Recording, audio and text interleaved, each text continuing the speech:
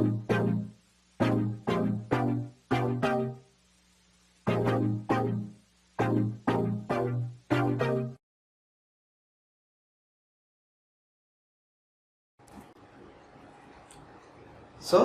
welcome to Sai Medha YouTube channel. So, I think the students are preparing or ready to write their ESET 2021 exam that is going to be held on 19th of this month. I think you have some familiarity and also awareness about some of the chapters that was already described by you through YouTube channel, and he motivated you how to write the exam or how to face the exam and all these things regarding 4 chapters. So now I will go for the remaining chapters and what is the allocation of your marks also and how to write in the examination. So I will give some of the tips also, and based on that, the tips that is given by me or I am discussing in front of you, you may get some knowledge. So regarding your electrochemistry chapter is concerned, electrochemistry lo syllabus prakaram anedi akkada manaku 4 marks anedi unnai.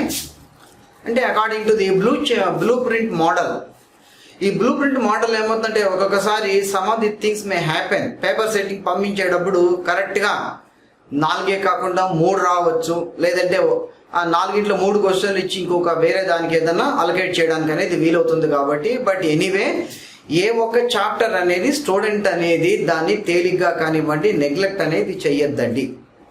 Already మీకు assignments రూపంలో కానివ్వండి, weekly టెస్ట్లో కానివ్వండి, లేక information అనేది కూడా మీకు which is on hand, చేతిలో అంతా ఉంది కాబట్టి మీరు ఆ శ్రద్ధగా ఆ ప్రీవియస్ క్వశ్చన్ పేపర్స్ కానివ్వండి, అసైన్మెంట్స్ కానివ్వండి, క్లాస్లో రెగ్యులర్గా పెట్టిన టెస్ట్ చదివితే డెఫినెట్గా మీరు 25కి 25 మార్క్స్ అనేది వస్తాయి. ప్రొవైడెడ్ కొంత లాజిక్ అనేది కూడా ఉంది, ఆ ఆలోచన అనేది కూడా ఉంటుంది. సో ఇప్పుడు ఎలక్ట్రోకెమిస్ట్రీ అనగానే మొట్టమొదట మనకు కండక్టర్స్ అంటాం. అప్పుడు మనకు ఎగ్జామినేషన్లో ఎలాగ రావచ్చు, which of the following substance is an example for conductor. For example మనకు కాపర్ రాడ్ అనేది ఉందనుకుంటాం. చాయిస్లో మనకు మెటాలిక్ రాడ్, అదేవిధంగానే ebonite rod, and then PVC pipe, D all the above అన్నారు అనుకుందాం. అంటే అప్పుడు ఏమైంది, మెటల్ మాత్రమే కండక్ట్ అనేది చేస్తుంది. మరి ఎలక్ట్రిసిటీ పాస్ కావాలంటే ఎలాగా ఏముండాలి, mobility or movement of the electrons. కాబట్టి ఇక్కడ ఆన్సర్ అనేది కొంత లాజిక్ అనేది చేయాలి. ప్లాస్టిక్ అనేది బ్యాడ్ కండక్టర్. అదేవిధంగానే regarding your syllabus is concern insulator. And insulator is a substance which doesn't conduct electricity. Example ఎట్లాగా చెప్పచ్చు, స్క్రూ డ్రైవర్. ఆ స్క్రూ డ్రైవర్ పైన పీడి అనేది ఉంటుంది, పట్టుకోవడానికి మీరు చూసే ఉంటారు. కాబట్టి ఆ పిడి అనేది గ్రిప్గా హార్డ్గా ఉంటుంది కాబట్టి, and because of that reason you can go for tightening. Tight చేయడానికి మొదలు వాటికి అనేది ఏమవుతుందంటే అది ఉపయోగపడుతుంది. కాబట్టి యూ కెన్ డిఫరెన్షియేట్ బిట్వీన్ కండక్టర్లో 2 రకాలుగా ఉన్నాయి. ఒకటి metallic conductor and non metallic conductor. Non metallic conductor అనగానే మనకు చెక్క కానివ్వండి, లేక పాలిమర్ కానివ్వండి, లేక పాలిథిన్ కవర్ కావచ్చు, anything that may be considered as non metallic conductor. కాబట్టి ఆ తర్వాత ఇన్సులేటర్కి మీకు ఎగ్జాంపుల్ అనేది చెప్తూ వచ్చాను. ఈవెన్ ఎలక్ట్రికల్ వైర్ మధ్యన కొద్దిగా జాయింట్ ఏదన్నా పోయి కొంచెం పైన ఉండేటటువంటి రబ్బర్ కోటింగ్ కానివ్వండి, ప్లాస్టిక్ కోటింగ్ పోతే మనం ఏం చేస్తాం, దానికి సెల్లోఫెన్ టేప్ కానివ్వండి, లేక అడెసివ్ లాగా అనేది వేస్తాం. It will prevent from current shocking. Current shocking నుంచి మనకు అవాయిడ్ అనేది చేస్తుంది. సో అదే విధంగానే regarding your remaining syllabus is concern electrolyte. ఎగ్జామ్లో electrolyte which of the following substance act as an electrolyte అన్నారు అనుకుందాం. మరి an electrolyte is a substance which conducts electricity. మరి ఎలక్ట్రిసిటీ కండక్ట్ జరిగిందా లేదా అని చెప్పి ఏం చేస్తాం, ఫర్ ఎగ్జాంపుల్ ముందర మనం ఎలక్ట్రోలైట్కి difference which conduct the electricity. For example, sodium chloride, potassium chloride, magnesium chloride, లేక అయానిక్ కాంపౌండ్స్ కానివ్వండి, లేక ఆల్కలీ మెటల్ సాల్ట్స్, లేక ఆల్కలైన్ ఎర్త్ మెటల్ సాల్ట్స్. ఇవన్నీ నీళ్ళలో కనుక కరిగినట్లయితే దే విల్ ఫార్మ్, నీళ్ళల్లో కరగడం చేత వీటిని యాక్వియస్ సొల్యూషన్స్ అంటారు. ఆక్వా అంటే వాటర్. కాబట్టి ఎప్పుడైతే నీళ్ళలో కనుక కరిగిపోయినట్లయితే సోడియం క్లోరైడ్ అనేది ఏంగా మారుతుంది, సోడియం అయాన్ అండ్ క్లోరైడ్ అయాన్గా మారుతుంది. కాబట్టి అలాంటి దానిలోకి suppose you are going to keep the 2 electrodes, battery connection ఇచ్చినట్లయితే you can see some voltage అనేది మనకు తెలుస్తుంది. అదేవిధంగానే నేను బిగినింగ్లో కన్నా మీకు క్లాస్లో కెమికల్ బాండింగ్ అనేటటువంటి కాన్సెప్ట్లో చెప్తూ వచ్చాను. పొలారిటీ లేక డైపోల్ మూమెంట్ అని చెప్పాను. హైడ్రోజన్ క్లోరైడ్ అనేది that will act polar covalent bond అని చెప్పాను. కోవలెంట్ బాండ్ అనేది సాధారణంగా 2 నాన్ మెటల్స్ మధ్యన మాత్రమే ఫామ్ అవుతుంది. Hydrogen is a non metal and chlorine is a non metal. ఒకటి గుర్తుపెట్టుకోండి, మెటల్ అనేది ఎలాగా, a metal is a substance which loses electron కోల్పోతుంది. దేని కోల్పోతుంది? In order to get the nearest rare gas like configuration. అదే non metal అనేది ఏమవుతుంది, విచ్ గెయిన్స్ ది ఎలక్ట్రాన్ తీసుకునే గుణం ఉంటుంది.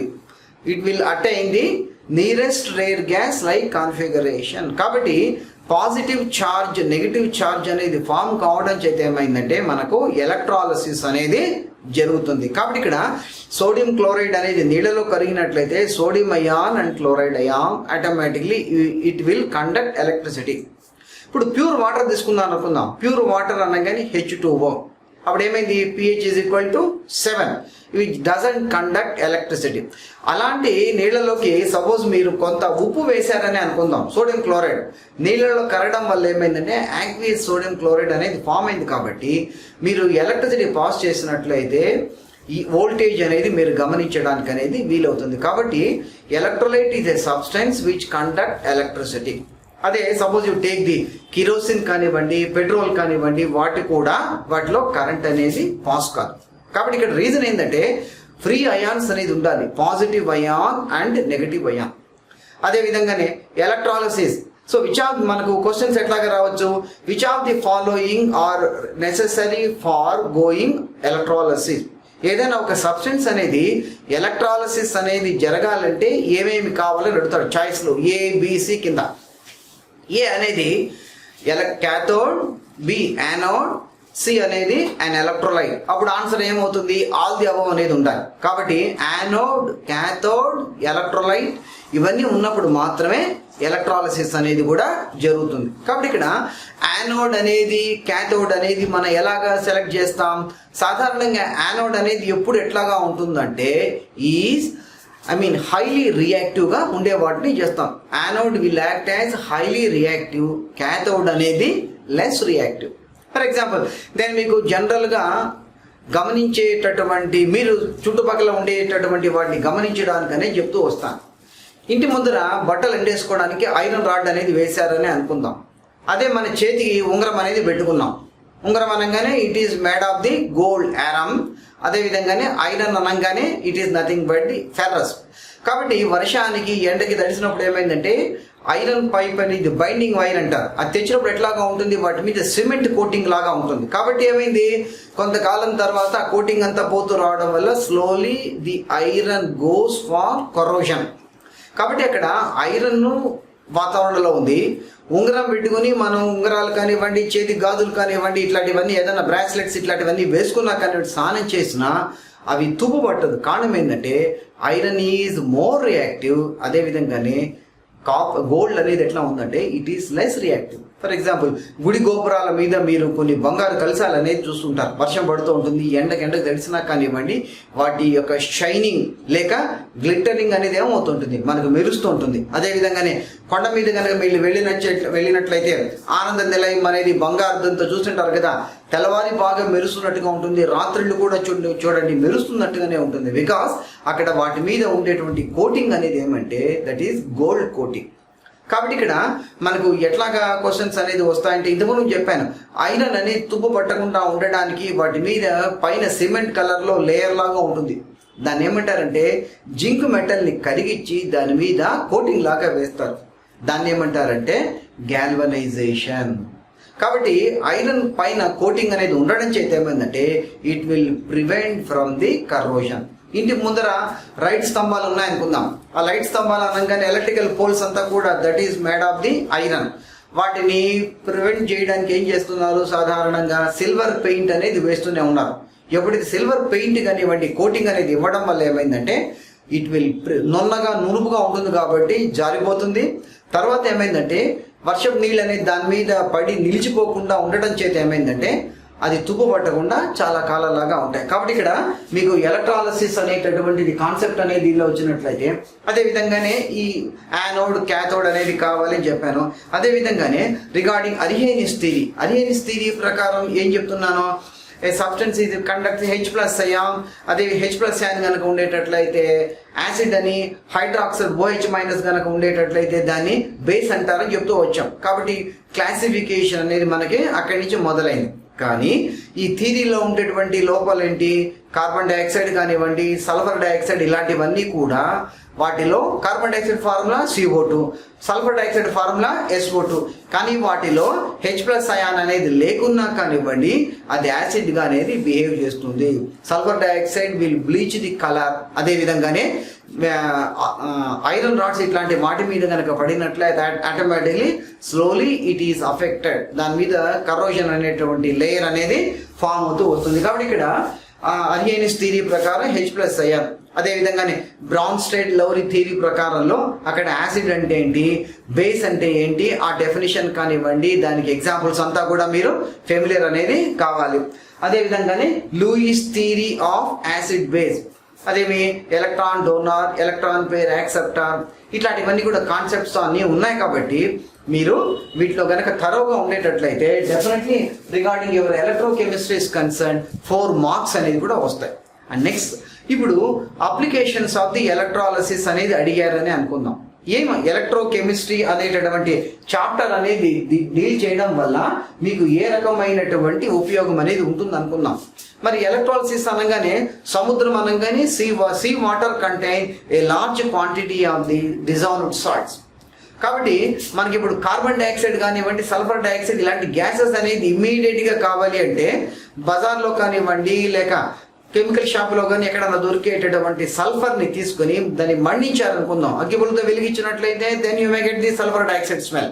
అంటే ఏమి దీపావళికి మనకు క్రాకర్స్ అనేది ఎట్లాగైతే స్మెల్ ఉంటుందో ఆ రకంగా. అదేవిధంగానే మీరు ఏదైనా కట్టెన్ కానివ్వండి, పేపర్ని కానివ్వండి కాల్చారనుకోండి, పొగ వస్తుంది, that is nothing but the carbon dioxide. కాబట్టి ఇక్కడ ఈ క్లోరిన్ కానివ్వండి, ఫ్లోరిన్ ఇలాంటివన్నీ చాలా హైలీ రియాక్టివ్. ఎప్పుడైతే హైలీ రియాక్టివ్ అనేది ఉండడం చేత ఏమైందంటే అవి అంత సులువుగా ఎన్వైరన్మెంట్లో ఉండదు. వాటిని సముద్రంలో నుంచి ఉండేటటువంటి సోడియం క్లోరైడ్ నుంచి దాన్ని తయారు చేస్తారు. అంటే సీ వాటర్లో నుంచి సోడియం క్లోరైడ్ కలెక్ట్ చేసిన తర్వాత లేక ఆర్డినరీ సోడియం క్లోరైడ్ తీసుకున్న తర్వాత యానోడ్ క్యాథోడ్ కనెక్షన్ అనేది ఇచ్చిన తర్వాత ఏమైందంటే క్లోరిన్ గ్యాస్ అనేది యానోడ్ వద్ద లిబరేట్ అవుతుంది. ఇట్లాగా మీరు కలెక్ట్ చేసుకోవడానికి అనేది వీలవుతూ వస్తాయి. కాబట్టి చాలా వెరీ రేర్ ఇంపార్టెంట్. ఇప్పుడు మనకి ఐరన్ ఇట్లాంటివన్నీ ఎర్త్ క్రస్ట్ భూగర్భంలో దొరుకుతాయి. కానీ సోడియం కానివ్వండి, పొటాషియం అనేది కూడా చురుకైనటువంటిది. వీటిని ఎలా పెడితే అలాగా ఓపెన్గా కానివ్వండి డబ్బాలో పెట్టడం అనేది కాదు. నేను గతంలో కూడా చెప్పుకుంటాను.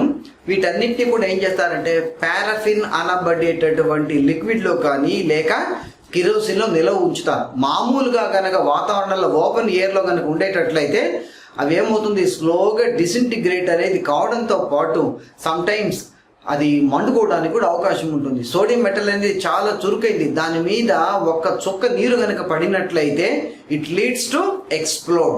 కాబట్టి చురుకైనటువంటి లోహాలని ఇలాంటి వాటిని అన్నిటిని కూడా తయారు చేయడానికి అనేది ఎలక్ట్రాలసిస్ అనేటటువంటి కాన్సెప్ట్ అనేది మొదలవుతుంది. అదేవిధంగానే మీకు regarding your syllabus is concern Faraday's first law, second లా అనేది ఉన్నాయి. కాబట్టి ఫ్యారడేస్ లా ఫస్ట్ లా బేస్ చేసుకుని ఎలక్ట్రోకెమికల్ ఈక్వివలెంట్ Z=ECT అనేటటువంటి ఫార్ములాని బేస్ చేసుకొని మీకు కొన్ని ప్రాబ్లమ్స్ అనేది ఇస్తుంటారు. కాబట్టి చాలా సింపుల్. మీకు కరెంట్ విలువ తెలిస్తే చాలు. If you know the electrochemical equivalent, current and time period తెలిస్తే ఆటోమేటిక్గా ది అదర్ థింగ్ అనేది మీరు కనుక్కోవడానికి కూడా వీలవుతూ వస్తాయి. అదేవిధంగానే గ్యాల్వానిక్ సెల్ అంటే ఏంటి, గ్యాల్వానిక్ సెల్ అనగానే it is nothing but anode cathode తో పాటు ఎలక్ట్రోలైట్ అంటే చాలు. కాబట్టి యానోడ్ అనేది ఎప్పుడు మోర్ రియాక్టివ్గా ఉండాలి, క్యాథోడ్ అనేది లెస్ రియాక్టివ్గా ఉండి వాటిని కనుక కనెక్షన్ ఇచ్చినట్లయితే ఆటోమేటిక్గా you can design or you can construct ఒక సెల్ అనేది మనం ఏర్పాటు చేయొచ్చు. Simple cell that is called as the galvanic cell అంటారు. అదే విధంగానే స్టాండర్డ్ ఎలక్ట్రోడ్ పొటెన్షియల్ అంటే ఏంటి, ప్రతి మెటల్కి కొంత ఎలక్ట్రోడ్ పొటెన్షియల్ అనేది ఉంది. బేస్డ్ ఆన్ దట్ దాన్ని మనం అరేంజ్మెంట్ అనేది చేస్తాం. ఎలక్ట్రోకెమికల్ సిరీస్ అంటే the arrangement of the metals according to their tendency to participate in a chemical reaction. అంటే ఏదైనా ఒక మెటల్ అనేది రసాయనిక చర్యలో పాల్గొనాలి. రసాయనిక చర్యలో పాల్గొనాలి అంటే కొత్తగా పదార్థాలు అనేది ఏర్పడాలి. మరి కొత్తగా పదార్థాలు ఏర్పడాలంటే ఎలా ఉండాలి, ఎలక్ట్రాన్ల బదలాయింపు అనేది ఉండాలి. 2 ఎలక్ట్రాన్లు పంచుకోవడం కానివ్వండి, లేక ఒకటి ఇవ్వడం కానివ్వండి, ఒకటి ఎక్సెస్గా ఉంటే వేరొక దానికి డొనేట్ చేయడం కానీ ఇట్లాంటివన్నీ కూడా. కాబట్టి ఇక్కడ ఎలక్ట్రాలిసిస్ దీనిలో కనుక గమనిస్తూ వచ్చినట్లయితే ఏ మెటల్ అయితే తొందరగా ఎలక్ట్రాన్ తొలగించడం కానివ్వండి, డిస్ప్లేస్ ఈజీగా రియాక్షన్లో పార్టిసిపేట్ అవుతుందో that metal is called as more reactive. సాధారణంగా ఎలక్ట్రోకెమికల్ సిరీస్లో టాప్ మోస్ట్ పొజిషన్లో ఉండేటివన్నీ కూడా మోర్ రియాక్టివ్గా ఉంటాయి. కిందికి వచ్చే కొద్దీ ఏమవుతుందంటే వాటి యొక్క కెమికల్ రియాక్టివిటీ అనేది తగ్గుతుంది. ఫర్ ఎగ్జాంపుల్, మీరు ఇనుప కడ్డీని సల్ఫ్యూరిక్ యాసిడ్లో కానీ పెట్టారనుకోండి, స్లోగా తుప్పు పడుతుంది.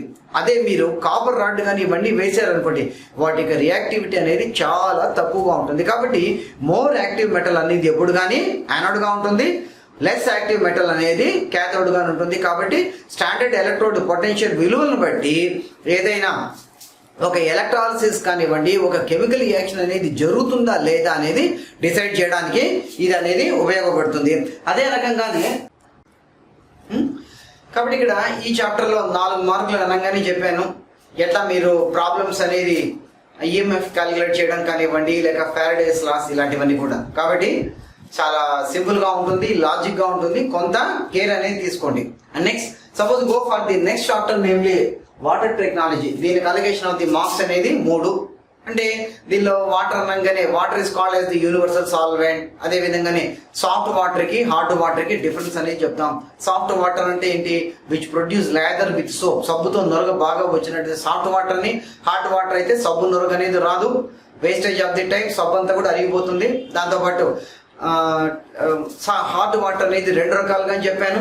ఒకటేంటి 2 రకాలుగా ఉంటుంది regarding temporary hardness and the permanent hardness. తర్వాత మనం ఉండేటటువంటి భూభాగం అంటే మన తాగేటటువంటి నీరు అనేది ఆల్మోస్ట్ ఆల్ పర్మనెంట్ హార్డ్నెస్ కిందనే ఉంటుంది. కాబట్టి ఇక్కడ పర్మనెంట్ హార్డ్నెస్ అనేది రావడానికి కారణం ఏమిటంటే సీ వాటర్లో ఉండేటటువంటిది ఎఫ్లూయెంట్స్ కానివ్వండి వాటి ద్వారా. టెంపరీ హార్డ్నెస్ అనేది రావడానికి soluble bicarbonate salts of calcium and magnesium. అదేవిధంగానే permanent hardness is concern chlorides and sulphate salts of calcium and magnesium. ఇవన్నీ మీరు డిఫరెన్సియేషన్ అనేది చేశారు. కాబట్టి హార్డ్నెస్ ఆఫ్ వాటర్కి రెస్పాన్సిబుల్ ఫ్యాక్టర్స్ అనేది కూడా చెప్పాను. ఏ మెథడ్లో వాటిని రిమూవ్ చేస్తారని చెప్పాను. కాబట్టి మనకు చాలా ఈజీగా అవైలబుల్గా ఉండే మెథడ్ అనేది ఏంటంటే బాయిలింగ్ అని చెప్పాను. So boiling method is this method is suitable only for the removal of temporary hardness. అంటే మనం తాగే నీళ్ళన్నీ కూడా ఎర్త్ క్రస్ట్లో ఉండే వాటర్ అంతా కూడా టెంపరీ హార్డ్నెస్. కాబట్టి temporary hardness removed by the boiling. అదేవిధంగానే పర్మనెంట్ హార్డ్నెస్ రిమూవ్ చేయడానికి జేలైట్ మెథడ్, దాన్నే పర్మిటెడ్ ప్రాసెస్ అంటారు, లేక సోడియం అయాన్ ఎక్స్చేంజర్ ప్రాసెస్ అంటారు, లేకపోతే ఇట్లాగా మెథడ్స్ అనేది కూడా ఉన్నాయి. ఈ మెథడ్స్ని బేస్ చేసుకొని వాటర్ని అంటే హార్డ్ వాటర్ని సాఫ్ట్ వాటర్గా మార్చడానికి అనేది వీలవుతుంది. అదేవిధంగానే regarding your thing is concern hardness రావడానికి కారణాలు అనేది కూడా చెప్తూ వచ్చాను. హార్డ్నెస్ రావడానికి కారణాలు అనగానే మన తాగే నీళ్ళ యొక్క pH అనేది 8 నుంచి 8.5 ఉంటుందని చెప్పాను. అదేవిధంగానే మన తాగే నీళ్ళ యొక్క టెంపరీ హార్డ్నెస్ అన్నాను. ఎందుకంటే రెయిన్ వాటర్ అనేది ఎన్వైరన్మెంట్లో కనుక వచ్చినట్లయితే కార్బన్ డైఆక్సైడ్తో రియాక్ట్ అయిపోయి it will be converted into the carbonic acid. So carbonic acid వల్ల ఏమైందంటే నేలలోకి ఇంకిపోయిన తర్వాత ఏమైంది, slowly it under goes some sort of the reaction. కాబట్టి సాల్యుబుల్ సాల్ట్స్గా మార్చేస్తుంది. కాబట్టి టెంపరీ హార్డ్నెస్ అనేది వస్తుంది. కాబట్టి సముద్రంలో ఉండేటటువంటి వాటర్ అంతా కూడా that is nothing but the permanent hardness of water. ఇంకా ఏమవుతుంది, ఇప్పుడు వినాయకుడి విగ్రహాలు ఇలాంటివన్నీ నిమజ్జనం చేసేటప్పుడు వాటిలో వాడేటటువంటి సబ్స్టెన్సెస్ అనేది plaster of Paris, calcium sulphate.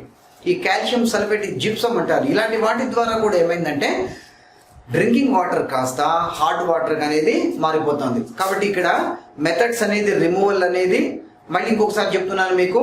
Boiling method, Calgon process, Clark's process, permutit process, ion exchange process, ఇట్లాంటివన్నీ కూడా ఉన్నాయి. సో వీటన్నింటిలో కూడా అయాన్ ఎక్స్చేంజ్ మెథడ్ లేక డీమినరలైజేషన్ ప్రాసెస్ ఉంటారు. It is the best and suitable method for the removal of hardness of water. కాబట్టి మనకు అన్ని చోట్ల సాఫ్ట్ వాటర్ కానివ్వండి, ఒక మోస్తరుగా ఉండే వాటర్ దొరకదు. కాబట్టి ఉన్న వాటితోనే మనం అరేంజ్ చేస్తూ రావాలి. ఇంట్లో ఒకప్పుడు పాతకాలం ఫిల్టర్లు ఉండేది. ఆ ఫిల్టర్లో ఉండేటటువంటి వాటర్ని యూజ్ చేసినట్లయితే that water is nothing but the little bit soft water అంటూ వస్తాం. కాబట్టి అది కూడా ఎగ్జాంపుల్ అనేది దాని కింద మనం తీసుకుంటూ రావచ్చు. And then regarding this disadvantages of the hot water అని చెప్తూ వచ్చాను. హాట్ వాటర్ వాడుతూ రావడం వల్ల ఏమైంది, పంట దిగుబడి అనేది తగ్గిపోతుంది. ఇంట్లో ఉండేటువంటి యుటెన్సిల్స్, మనం వాడేటటువంటి పాత్రలు అడుగున పైన లేయర్ లాగా ఫామ్ అయిపోయి అది గట్టగట్టినట్టుగా అవుతుంది. దాన్ని స్క్రాచ్ చేసినట్లయితే ఏమవుతుంది, పాత్ర అడుగు భాగం అంతా కూడా పలచబడిపోతే రంధ్రాలు పడుతూ వస్తాయి. జనరల్గా మీరు ఇమ్మర్షన్ టైప్ కాలి లాంటి వాటిని గమనించి ఉంటారు. అదేవిధంగానే హాట్ వాటర్ని కనుక మీరు దీన్ని కనుక వాడినట్లయితే పంటలకి ఇలాంటి వాటికి పంట దిగుబడి తగ్గిపోతుంది. ఒకవేళ పంట ధాన్యం అనేది చేతికి వచ్చినా కానివ్వండి, చూడడానికి బాగా లావుగా ఉన్నా లోపల గింజలు అనేది ఉండవు, బోలుగా ఉంటాయి, చిన్నగా ఉంటాయి. అదేవిధంగానే హాట్ వాటర్ వాడటం వల్ల ఏమైందంటే సాయిల్ యొక్క టెక్స్చర్, నేల యొక్క సారవంతమైన అనేటటువంటి న్యాచురల్గా ఉండేది ప్రాసెస్ కూడా తగ్గిపోతుంది. ఆ టెక్స్టైల్ ఇండస్ట్రీలో మొదలు వాటిలో చెప్పాను, బట్టలు కనుక రంగులు వేసి కొత్త బట్టలు తయారు చేసేటప్పుడు ఏమైందంటే ఈ హాట్ వాటర్ అనేది ఉండడం చేతి ఏమైందంటే రంగు కోల్పోవడం కానీ, అనుకున్న రంగు బదులు వేరొకటి రావడం కానీ, లేక సిమెంట్ ఇలాంటి వాటిని నీళ్లలో కలిపి గోడ ప్లాస్టింగ్ చేసేటప్పుడు ఏమవుతుంది, సరిగ్గా అంటుకోకుండా ఉంటుంది. అడహరింగ్ కెపాసిటీ అంటారు, తగ్గిపోతాయి. కాబట్టి ఇవన్నీ కూడా డిసడ్వాంటేజెస్ ఆఫ్ ది మన వాటర్ ట్రీట్మెంట్ కింద అనేది గమనిస్తూ రావచ్చు. అదేవిధంగానే మీకు హార్డ్నెస్ ఆఫ్ వాటర్ని ఎట్లా ఎక్స్ప్రెస్ చేయడానికి చెప్పాను. మల్టిప్లికేషన్ ఫ్యాక్టర్ అని చెప్పాను. అంటే weight of the hardness causing substance into gram molecular weight of calcium carbonate 100 అని చెప్పాను, డివైడెడ్ బై ఆ హార్డ్నెస్ కాజింగ్ సబ్స్టెన్స్ యొక్క గ్రామ్ మాలిక్యులర్ వెయిట్ని బట్టి హార్డ్నెస్ ఆఫ్ వాటర్ని క్యాలిక్యులేట్ చేస్తూ రావచ్చు. ముఖ్యంగా హార్డ్నెస్ ఆఫ్ వాటర్ని ఎస్టిమేట్ చేసేయడానికి 2 పద్ధతులు ఉన్నాయి. ఒకటి సోప్ టైట్రేషన్ మెథడ్ అనేది ఒకటి, రెండవది ఈడిటిఏ మెథడ్. ఈ రెండిట్లో సోప్ టైట్రేషన్ అనేది రఫ్ మెథడ్, ఈడిటిఏ మెథడ్ అనేది ది బెస్ట్ మెథడ్. యాక్యురేట్, చాలా ఖచ్చితమైనటువంటి వాల్యూస్ అనేది వస్తాయి. ఇక్కడ మీరు గమనించాల్సింది ఏమంటే ఈడిటిఏలో ఆ ఎక్స్పాన్షన్ ఫార్ములా గుర్తుపెట్టుకోవాలి. బఫర్ సొల్యూషన్లో వాడేటటువంటి ఇంగ్రీడియంట్ అంటే ఏమేమి సబ్స్టెన్సెస్ అనేది వాడతామని.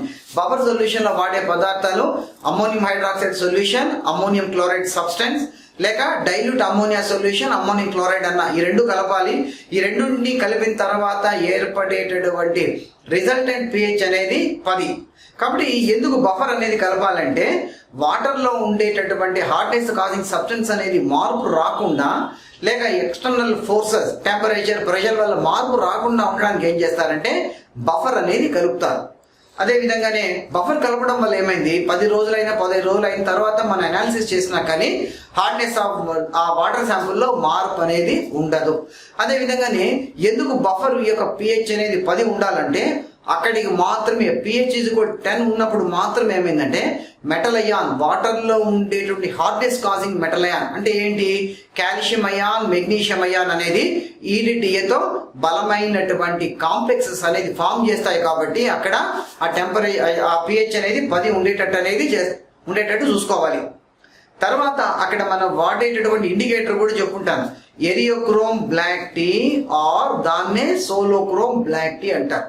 కాబట్టి ఇక్కడ ఎగ్జామినేషన్ లో మన క్వశ్చన్ ఎట్లాగా రావచ్చు, metal ion plus EDTA. Metal ion plus EDTA అనగానే అది స్టేబుల్ కాంప్లెక్స్ గా ఉంటుంది. మెటల్ అయాన్ ఇండికేటర్ కలిపినట్లయితే అన్స్టేబుల్ గా ఉంటుంది. కాబట్టి ఫస్ట్ లో ఎట్లా ఉంటుంది, వాటర్ శాంపుల్ కి బఫర్ సొల్యూషన్ తర్వాత ఇండికేటర్ కలిపిన తర్వాత వాటర్ లో ఉండేటువంటి మెటల్ అయాన్, కాల్షియం అయాన్ లేక మెగ్నీషియం అయాన్ కి ఏమవుతుంది, ఇండికేటర్ మధ్యన టెంపరరీ లింక్ అనేది ఫామ్ అయింది. అది అన్స్టేబుల్, ఆటోమేటిక్గా అది ఎలాగా ఉంటుంది, పర్పుల్ కలర్లో ఉంటుంది. దాన్ని మీరు ఈడిటిఏతో టైట్రైన్ చేసిన తర్వాత ఫైనల్గా ఏమైందంటే స్టేబుల్ కాంప్లెక్స్ అనేది ఫామ్ అయింది. అంటే కాల్షియం అయాన్ ఈడిటిఏ కాంప్లెక్స్ అనేది ఫామ్ అయింది, అది బ్లూ కలర్ లో ఉంటుంది. కాబట్టి ఇక్కడ ఎగ్జామ్ లో క్వశ్చన్ ఎట్లాగా రావచ్చు, during the EDT titration the end point at the last stage, అంటే టైట్రేషన్ లో the colour of the end point అనగానే మనకు చాయిస్ లో బ్లూ అని ఉండాలి. లేదు ఒకవేళ బిఫోర్ టైట్రేషన్ అంటే మన చాయిస్ లో దాని యొక్క కలర్ అనేది ఎట్లాగా ఉండాలంటే పర్పుల్ కలర్ అంటాం. అదే విధంగానే హార్డ్నెస్ ఆఫ్ వాటర్ ని ఎస్టిమేట్ చేసిన తర్వాత దాన్ని మనం had to express in terms of various units. దాన్ని పీపీఎం అని చెప్పాము, part per million, 1 milligram per litre. అదే విధంగానే French unit, Clark's method. So ఇట్లాంటి వాటిని అన్నింటినీ కూడా ఒకదానికి ఒకటి ఇంటర్లింక్ అనేది కూడా ఉంది దాన్ని బట్టి. అంటే ఇప్పుడు ఉదాహరణకి హ్యూమన్ బాడీ టెంపరేచర్ ఎంత 98.47 ఫారెన్ హీట్ అవుతాం. అదే మీరు కెల్విన్ దీన్ని సెల్సియస్ డిగ్రీలో చెప్పినట్లయితే 37 డిగ్రీ సెంటీగ్రేడ్. అలాగా ఒకదానికి ఒకటి ఇంటర్ కన్వర్షన్స్ అనేది ఉంటాయి. ప్రాబ్లమ్స్ అనేది చాలా సింపుల్ గా ఉంటాయి. నేను మీ క్లాస్ లో వర్కౌట్ చేసేటప్పుడు కూడా చెప్పుకుంటాను. కాబట్టి మీకు ఏమంటే weight of hardness causing substance దాని W అనే లెటర్ తో సూచిస్తారు, divided by gram molecular weight into 100, అంటే కాల్షియం కార్బోనేట్ యొక్క గ్రామ్ ఈక్వలెంట్ లోకి ఎక్స్ప్రెస్ చేయబడుతున్నాం. సో ఈ ఫార్ములా కనుక తెలిస్తే you can calculate the problems. కాబట్టి ఇక్కడ ఈడిటిఏ అనేది మోర్ యాక్యురేట్ సెన్సిటివ్ మెథడ్ అని చెప్పాను. సో దాదాపు హార్డ్నెస్ తో సంబంధం లేకుండా 29 ఎలిమెంట్స్ ని ఇలాంటివన్నీ కూడా మనం ఎస్టిమేట్ చేయడానికి అనేది వీలవుతుంది. అదే విధంగా కరోజన్ చాప్టర్ లో మనకు 2 క్వశ్చన్స్ అనేది ఉన్నాయి. 2 క్వశ్చన్స్ అనగానే ఇక్కడ కరోజన్ రావడానికి కారణం ఏంటి, కరోజన్ చేయడానికి కారణం ఏంటంటే ఎన్వైరన్మెంటల్ కండిషన్స్, అంటే హ్యూమిడిటీ ఎక్కువ, మంచు కానీ తడి ఎక్కువగా ఉండే ప్రాంతం, అక్కడ మనం వాడేటటువంటి మెటల్ కంటెంట్ మీద ఇలాంటి వాటి మీద ఆధారపడి ఉంటుంది. కాబట్టి environmental forces namely temperature, pressure, humidity, అదే విధంగానే నేచర్ ఆఫ్ ది ఎలక్ట్రోడ్, అంటే మన ఇంటి ముందర వాడేటటువంటి ఐరన్ రాడ్స్ కానివ్వండి, లేక గేట్లు కానివ్వండి, ఎక్స్పోజర్, ఇట్లాంటివన్నీ కూడా మీకు గతంలో కూడా చెప్పాను. సముద్ర తీర ప్రాంతాల్లో ఉండే ఇళ్ళన్నీ పెంకుటిళ్ళలాగా ఉంటాయి. అదే విధంగానే కేరళ స్టేట్ లో మొదలు వాటిలో పెంకుటిల్లాగా ఉండి నీళ్ళంతా కూడా కిందికి పడిపోయేటట్టుగా ఉంటాయి. ఎందుకంటే కంటిన్యూగా వర్షం అనేది వస్తుంటుంది. కాబట్టి ఇక్కడ హ్యూమిడిటీ అంటారు, టెంపరేచర్ లేక హ్యూమిడిటీ, తేమ శాతం వల్ల ఏమైందంటే this is the very deciding factor for corrosion. కాబట్టి పిట్టింగ్ కరోజన్, అదే విధంగానే గ్యాల్వానిక్ కరోజన్, ఇట్లాంటివన్నీ ఎగ్జాంపుల్స్ అనేది కూడా మీరు తెలుసుకున్నారు. కాబట్టి కరోజన్ ని కంట్రోల్ చేయడానికి వాడేటటువంటి మెథడాలజీ చేసినట్లయితే పెయింట్ అంటున్నారు. అదే విధంగానే యానోడిక్ కోటింగ్, క్యాథోడిక్ కోటింగ్, ఇట్లాంటివన్నీ కూడా మీకు ఇన్ఫర్మేషన్ అనేది ఉంది. కాబట్టి కరోజన్ అనేది it is linked with regard to the electrochemistry chapter తో లింక్ ఉంది. కాబట్టి ఇక్కడ మనకు ఏ మెటల్ అనేది తొందరగా రియాక్టివిటీ ఉంటుంది, ఏది జరగదు, ఇలాంటి వాటి మీద ఉంటుంది. And next one is concern polymer. So polymer లో మీకు ఇచ్చినటువంటి 3 మార్క్స్ అనేది ఉన్నాయి. పాలి అనగానే పాలిమర్ అనేది గ్రీక్ వర్డ్ అని చెప్పాను, పాలి ప్లస్ మర్ అని చెప్పాను. పాలి అంటే మెనీ, మర్ అంటే యూనిట్, గదులు. కాబట్టి అనేక అణువులు కలుస్తూ రావడం వల్ల ఏమైందంటే ఏ జయంట్ ఆర్ బిగ్ మాలిక్యూల్ అనేది ఫామ్ అవుతుందని చెప్పాను. కాబట్టి మన శరీరంలో కూడా అమైనో యాసిడ్స్ అంటాం, బ్యాక్ బోన్ అంటాం, ఇలాంటివన్నీ కూడా that is nothing but the polymer కి సంబంధించింది. Skin is a polymer. అదే విధంగానే మనం వాడేటటువంటి ఈచ్ అండ్ ఎవ్రీథింగ్ మటీరియల్, పొద్దున లేచినప్పటి నుండి రాత్రి పడుకునేంత వరకు, for example starch is a polymer. అదే విధంగానే ఆకుకూరలో మొదలు వాటిలో కూడా ఫైబర్ కంటెంట్ అనేది ఉంటుంది. కాబట్టి ఈజీగా డైజెషన్ కావడం కానివ్వండి, ఎటువంటి ఇబ్బంది లేకుండా మనకి ఏమవుతుంటే డైజెషన్ అనేది కావడంతో పాటు టాయిలెట్ ఇలాంటి వాటికి మనం పోవడానికి వీలవుతుంది, ఇబ్బంది అనేది కూడా ఉండదు. అదే విధంగానే మీరు వాడేటటువంటి పేపర్ ఆర్ ది పెన్, అవన్నీ కూడా that is nothing but polymer. So polymers అనగానే 2 రకాలుగా ఉన్నాయి. ఏమి, one is called as natural polymer, the other one is called as synthetic లేక ఆర్టిఫిషియల్ పాలిమర్ అంటున్నాం. సో అక్కడ మీకు పాలిమర్ నుంచి దేశించిన తర్వాత పాలిమర్ అనేది ఒకటే ఉందనుకుందాం. ఫర్ ఎగ్జాంపుల్ ఒక చిన్న దారం పోగు తీసుకున్నారు, అట్లాగా 100 తీసుకున్నారు అనుకోండి. ఆ 100 కనుక బాగా ట్విస్ట్ చేసినట్లయితే automatically you may get the a big thread. కాబట్టి అలాగా 1, 2, 3, 4 ఇలా ఉన్నాయి అనుకోండి ఒకే మెటీరియల్, దాన్ని ఏమంటారంటే that is called as repeating unit. కాబట్టి పాలిమర్ లో ఇంపార్టెంట్ ఏంటంటే నంబర్ ఆఫ్ రిపీటింగ్ యూనిట్స్ ని బట్టి సైజ్ ఆఫ్ ది పాలిమర్ అనేది ఫామ్ అయింది. సైజ్ ఆఫ్ ది పాలిమర్ అనగానే మన ఇంట్లో పండక్కి మామిడి తోరణాలు కట్టేటటువంటి పురికొసకి, అదేవిధంగానే ఇంట్లో చెట్లు ఇలాంటి వాటి కట్టడానికి, పందిరి గుంజలు కట్టడానికి వాడేటటువంటిది, లేక గుడిలో దేవుడి రథాన్ని వాడేట తాడును చూసే ఉంటారు, టెంకాయ దారాన్ని. సో అట్లాంటివన్నీ కూడా నంబర్ ఆఫ్ రిపీటింగ్ యూనిట్స్ మీద అనేది డిపెండ్ అయింది. అదేవిధంగానే మీకు నైలాన్, టెర్లిన్, టెఫ్లాన్, అదేవిధంగానే పీవీసీ పైప్స్ ఇట్లాంటివన్నీ కూడా ఉన్నాయి. దాంతోపాటు ఇక్కడ తయారు చేసే మెథడ్స్ కూడా చెప్పుకుంటాను. అడిషన్ పొలిమరైజేషన్, దాన్ని ఏమంటారంటే linkage polymerisation, linear polymerisation, chain polymerisation అని చెప్పినాను. అదేవిధంగానే కండెన్సేషన్ పొలిమరైజేషన్ ఏమైంది, 2 మాలిక్యూల్స్ అనేది కంబైన్ అవుతాయి. కంబైన్ అయిన తర్వాత ఏమైందంటే మనకు అక్కడ ఫామ్ అయ్యేటటువంటి పాలిమర్ ప్రోడక్ట్తో పాటు వాటర్ మాలిక్యూల్ కానీ, లేక మిథైల్ ఆల్కహాల్ కానీ, లేక హైడ్రోజన్ హ్యాలైడ్ అనేది వేస్ట్ ప్రోడక్ట్గా కానీ, లేక సైడ్ ప్రోడక్ట్గా మనకు అక్కడ ఫామ్ అవుతుంది. అది మీరు గుర్తుపెట్టుకోవాలి. తర్వాత పాలిమర్ అనేది ఎటువంటి కాంపౌండ్లో ఫామ్ చేస్తాయంటే కార్బన్కి మధ్యన డబుల్ బాండ్ లేక ట్రిపుల్ బాండ్ ఉండేటటువంటి కాంపౌండ్స్ మాత్రమే పాలిమర్ని ఫామ్ చేస్తాయి. గుర్తుపెట్టుకోండి, ఎగ్జామ్లో question, which are the essential condition for the formation of polymer between the compounds అనగానే C bond C double bond, C triple bond, D అనేది ఉంది అనుకుందాం. ఆల్ ది అబవ్ ఉండే ఛాన్స్. కానీ ఇక్కడ మనకి ఏముండాలంటే డబుల్ బాండ్ కానీ లేక ట్రిపుల్ బాండ్ కానీ, చాయిస్లో డబుల్ బాండ్ కానీ ట్రిపుల్ బాండ్ కానీ ఉంటుందంటే కాబట్టి అప్పుడు ఏమైంది, బోత్ బి అండ్ సి అనేది కరెక్ట్ ఆన్సర్గా ఉండాలి. కాబట్టి ఎసెన్షియల్ కండిషన్ అనేది మీకు నేను చెప్తూ వచ్చాను. అదేవిధంగానే a double bond is one which contain 1 sigma bond and 1 pi bond. అదేవిధంగానే a triple bond may contain 1 sigma bond and 2 pi bonds అనేది ఉంటాయి. కాబట్టి పై ఎలక్ట్రాన్స్ అనేది వీక్ గా ఉంటాయి, పై బాండ్ ఈజ్ వీకర్. అదేవిధంగానే సిగ్మా బాండ్ అనేది strong గా ఉంటుంది. సో ఇక్కడ మీకు పాలిమర్స్ యొక్క రకరకాలుగా చెప్తూ వచ్చాను. నైలాన్, టెఫ్లాన్, టెర్లిన్, పాలిథీన్, అదేవిధంగానే స్టైరీన్, వినైల్ బెంజీన్ ని స్టైరీన్ అంటారని చెప్పాను. కాబట్టి వీటి ద్వారా కూడా you can get the or you can prepare very large number of quantities of the substances. కాబట్టి ఈ అప్లికేషన్స్ లో మొదలు వాటిలో కూడా చూడండి. So styrene is called as vinyl benzene దాన్ని. కాబట్టి ఎగ్జామినేషన్ లో క్వశ్చన్ అనేది ఎట్లాగా రావచ్చు అంటే the monomer used in PVC pipe, PVC పైప్లో తయారీలో వాడేటటువంటి మోనోమర్ దాన్నే రిపీటింగ్ యూనిట్ అంటారు. ఆ రిపీటింగ్ యూనిట్ అనేది వినైల్ క్లోరైడ్. కాబట్టి 20, 30 లేదా 100 వినైల్ క్లోరైడ్లు మాలిక్యూల్ తీసుకున్నాం అనుకుంటాం, then you may get the a polythene pipe. కాబట్టి ఇక్కడ మోనోమర్ సంఖ్యను బట్టి you can get the size of the polythene. కాబట్టి ఎథిలీన్ అనేది పాలిథీన్, ఎథిలీన్ అనేది గ్యాస్. కాబట్టి ఏమైంది, ఎథిలీన్ అనగానే కార్బన్కి మధ్యన డబుల్ బాండ్ అనేది ఉంది కాబట్టి ఇది పాలిమర్ ని ఫామ్ చేస్తుంది. కాబట్టి ఇక్కడ చిన్న సింపుల్ క్వశ్చన్సే, పెద్దగా ఉండదు. ఎట్లాగా ఉంటుంది చెప్పాను కదా, ఐ మీన్ పాలిమర్ ఫామ్ కావాలంటే కార్బన్కి మధ్యన డబుల్ బాండ్ అనేది ఉండాలి.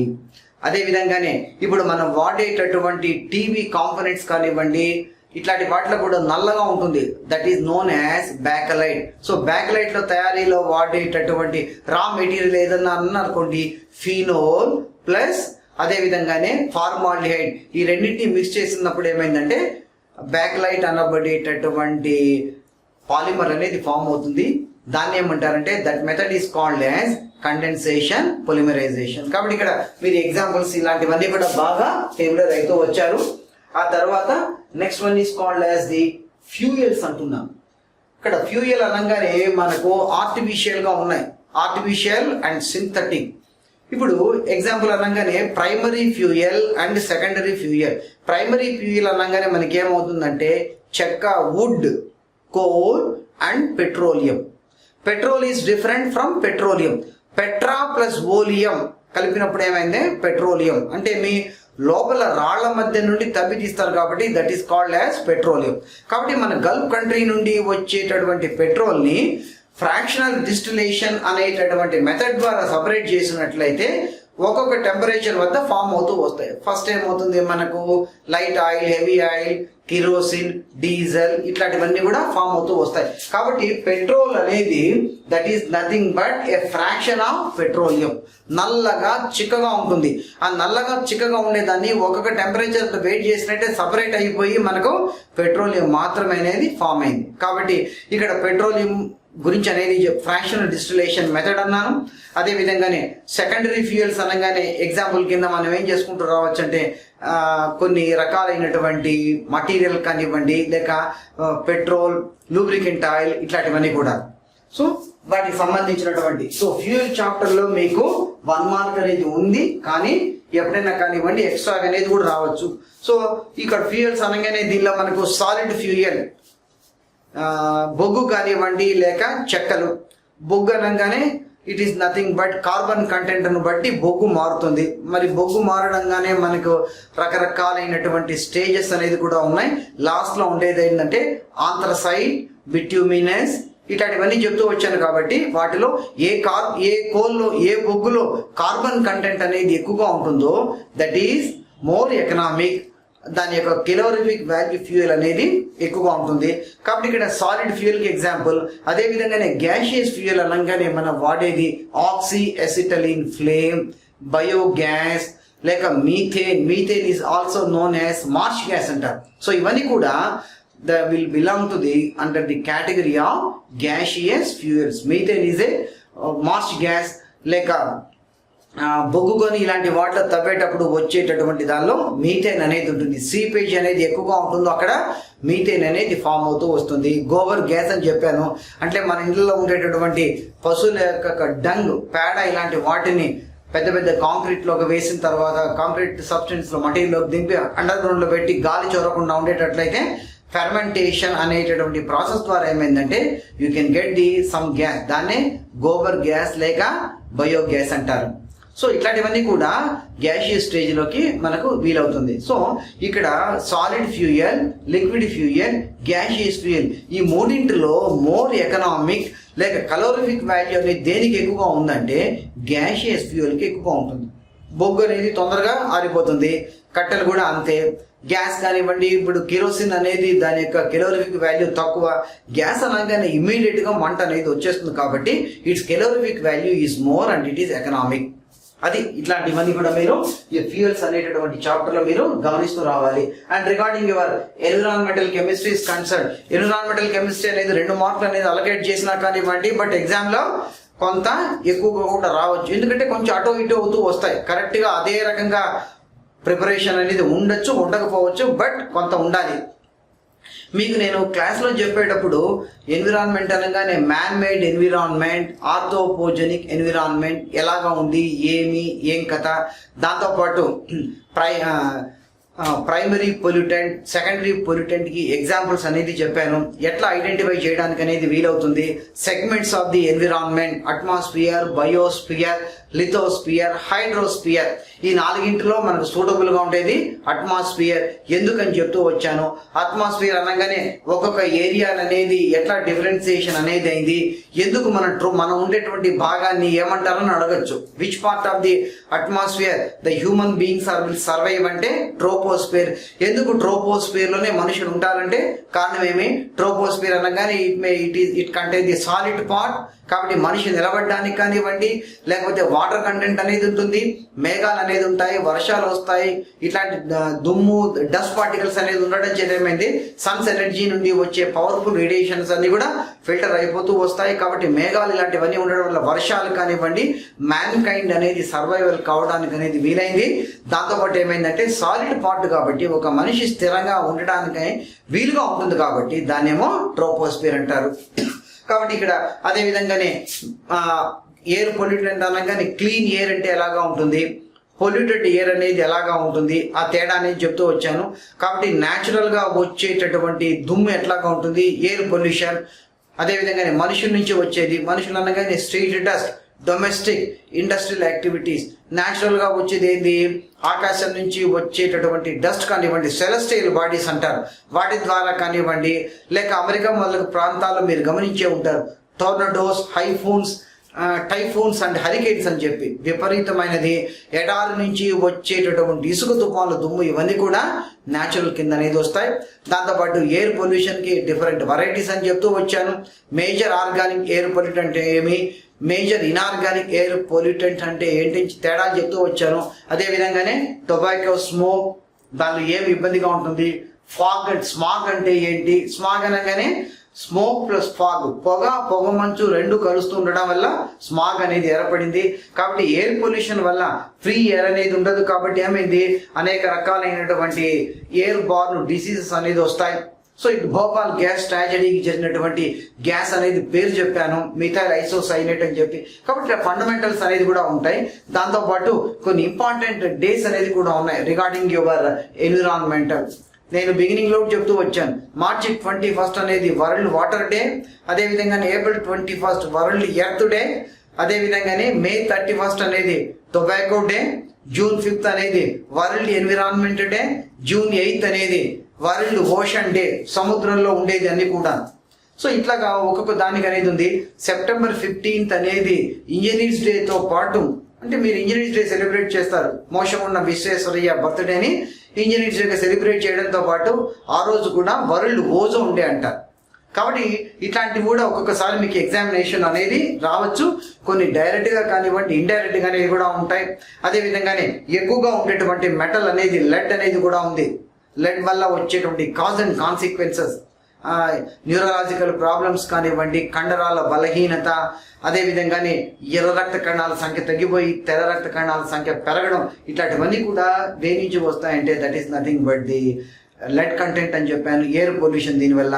ఆ తర్వాత వాటర్ పొల్యూషన్ ఎట్లాగా వస్తుంది, వాటర్ పొల్యూషన్ రావడానికి కారణం ఏమి, హౌ టు మినిమైజ్, ఎట్లా దాన్ని వాటర్ పొల్యూషన్ని కంట్రోల్ చేయడం, ఫిల్టర్ చేయడం. దాంతోపాటు మీకు కొన్ని ఎన్విరాన్మెంటల్ కెమిస్ట్రీలో కూడా చెప్తూ వచ్చాను, ప్యాథోజెనిక్ బ్యాక్టీరియా. బ్యాక్టీరియా అనగానే టైఫాయిడ్ అనేది సాల్మొనెల్లా టైఫీ అనేటటువంటి బ్యాక్టీరియా వల్ల టైఫాయిడ్ అనేది వస్తుంది. పారాటైఫీ, సాల్మొనెల్లా, పారాటైఫీ, ఇట్లాగా కొంచెం మీకు సబ్జెక్ట్ అనేది డోప్ చేశాను, చెప్పాను మీకు నేను. కాబట్టి కొంత శ్రద్ధగా మీరు కనుక టాపిక్ చదివి సాయి మీద వాళ్ళు ఇచ్చినటువంటి మటీరియల్ బాగా శ్రద్ధగా చదివినట్లయితే మీరు డెఫినెట్గా రానున్నటువంటి సెప్టెంబర్ 19 అనేది 2021 ఎగ్జామినేషన్ అందరూ తప్పక ఫేస్ చేస్తారు. ఒకటి మీరు గమనించాలి, ఎగ్జామినేషన్ అనేది రేపు ఉందనుకోండి, రాత్రి హాయిగా చదివేసి సాయంత్రం 6 వరకు చదివి ప్రశాంతంగా ఉండండి. ఈ ఫ్రెండ్స్తో కలిసినప్పుడు ఏమవుతుందంటే అది చదివావా ఇది చదివావా అని అంటారు. ఆ టైంలో ఏమైపోతుందంటే సైకలాజికల్గా మనం డిస్టర్బ్ అయిపోతాం. ఏం మాట్లాడద్దండి. దాంతోపాటు ఎగ్జామినేషన్ అనేది మీకు ఆన్లైనే కాబట్టి, మీకంతా ఇప్పుడు ఆన్లైనే కదా ఎగ్జామ్ కాబట్టి ఎట్లా ఉంటుంది, 1 గంట ముందు ఉండడము చేయండి. మైండ్ అనేది ప్రశాంతంగా ఉండండి. ప్రాబ్లమ్స్ అనేది కూడా ఏదైనా కొంచెం, ఇప్పుడు వాటర్ ట్రీట్మెంట్ అని నేను చెప్పాను, ఏది రిగార్డింగ్ ది పర్సంటేజ్ లేక gram equal to calcium carbonate లో కన్వర్ట్ చేసేటప్పుడు మల్టిప్లికేషన్ ఫ్యాక్టర్కి కానీ మీకు ఏదైనా కానీ కొంత ఇబ్బంది అంటే ఆ ప్రాబ్లమ్ పక్కన పెట్టి లాస్ట్లో టైం ఉన్నప్పుడు చేయండి. అంతేగాని ఆ ఒక ప్రాబ్లం కోసం టైం వేస్ట్ చేసుకోవద్దండి. లాస్ట్లో టైం ఉన్నప్పుడు అనేది అటెంప్ట్ చేయండి.